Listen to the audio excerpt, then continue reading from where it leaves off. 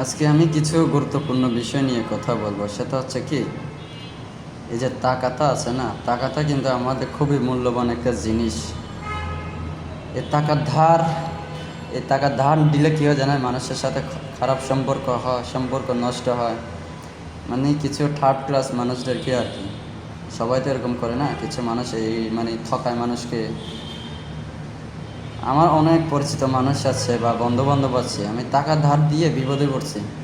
কী কারণে? তারা হচ্ছে কি, টাকা ধার নেওয়ার সময় মনে থাকে, আবার দেওয়ার সময় কিন্তু মানে মনে থাকে না।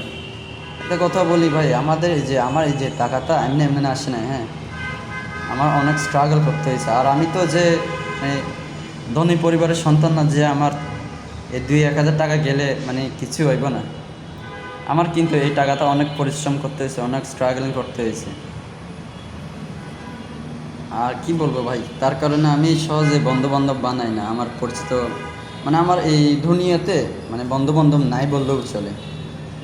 আছে দু একটা, তাও আমি সহজে কথাবার্তা বলি না। আমার কাছে মনে হয় যে একাকিত্ব থাকাটা বোধহয় ভালো, হ্যাঁ।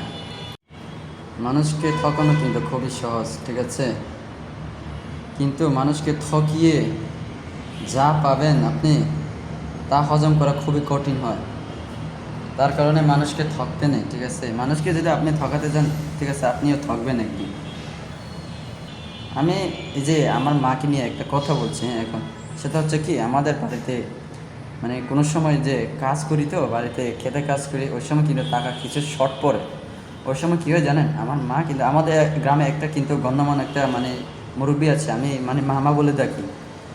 তো আমরা টাকা শর্ট পড়লে ওনার কাছ থেকে গিয়ে ওই যে টাকা ধার নেই আর কি। আমার মা কিন্তু টাকা ধার নেই, মানে কিছু টাকা শর্ট পড়লে। তো সেক্ষেত্রে আমার মা কী করে জানেন? ওই টাইম না আসার আগে আমার মা কিন্তু ওই টাকাটা আবার ফেরত দিয়ে দেয়। তার কাছ থেকে টাকা ধার নিছি, তার কাছে আবার ফেরত দিয়ে দিই। তো সেরকম টাকা দিলে কী হয় জানেন? সম্পর্কটা মানে ঠিকমতো থাকে, বা সম্পর্কটা খুবই স্ট্রংলি হয়, ভালো থাকে। আর এখনকার কিছু মানুষকে দেখা যায় যে টাকা ধার নেওয়ার পরে মানে ফেরত দেওয়ার সময় ভুলে যায়। এটা তো কোনো কথা ছিল না ভাই। মানুষকে টাকা ধার দেয় কিসের কারণে জানেন? মানুষের বিপদে আপদে পাশে পাওয়ার জন্য। কিন্তু সেই বিষয়টা কিন্তু যারা টাকা ধার নেয় তারা কিন্তু মাথায় থাকে না যে আমি টাকাটা ধার নিছি, ফেরত দেওয়ার সময় না চাওয়ার আগে আমার দিতে হইব। এটা যদি মাথায় থাকতো সবাই, তাহলে এমন কাজ করতো না, ঠিক আছে। টাকা তো ভাই এমনি এমনি আসে না মানুষের, ঠিক আছে।